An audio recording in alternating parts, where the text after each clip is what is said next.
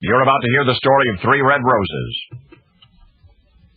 It's a love story of sorts that a faithful admirer and his faithfully admired shared. Their trysting time and place became known after a while, and it's through the observations of the knowing that we have learned the rest of the story. Now, there are 5 entrances to the cemetery called Westminster Burying Ground, and all but one are locked at night. The one left open is the oldest, the gate through which caskets were carried for interment 200 years ago. It's that rear entrance which the mysterious stranger uses when he visits the graveyard in the pre-dawn dark. His arrival coincides with the stroke of no particular hour. He may appear any time between midnight and 6, and yet the shadowy figure is always the same, that of a man of undetermined age, wearing a long gray coat and a black hat and a white scarf around his neck. The eerie ritual begins as he appears at the wrought iron back gate, makes his way slowly but purposefully through the cemetery. He will not stop until he has reached a grave near the front, and from inside his coat the spectral figure produces a bottle of cognac and 3 long-stemmed red roses. For long moments the stranger stands there.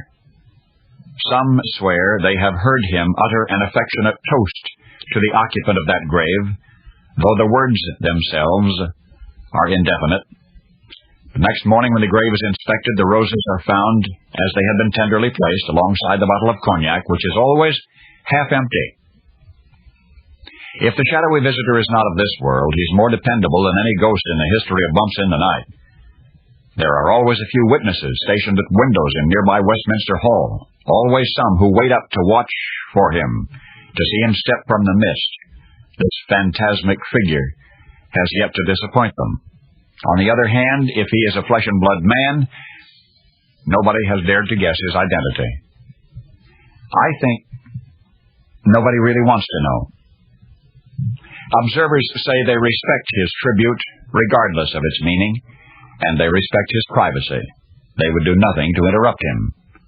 Those who've actually seen it confess it's a heart-pounding experience. Last January 19, some 450 people gathered in Westminster Hall to join in that tribute. Yet only a handful stuck it out to the end, to the moment when the mysterious stranger emerged from the darkness, wearing the now familiar coat and black hat, bearing the curious cognac and roses, as he has each and every January 19 since 1949.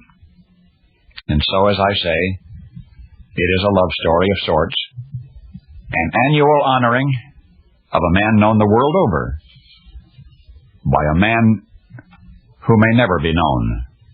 An appropriate mystery, many have said, in an appropriate setting.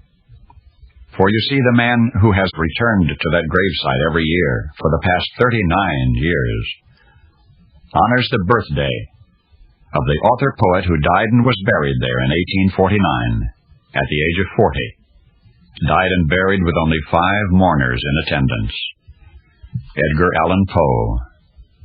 And now you know the rest of the story.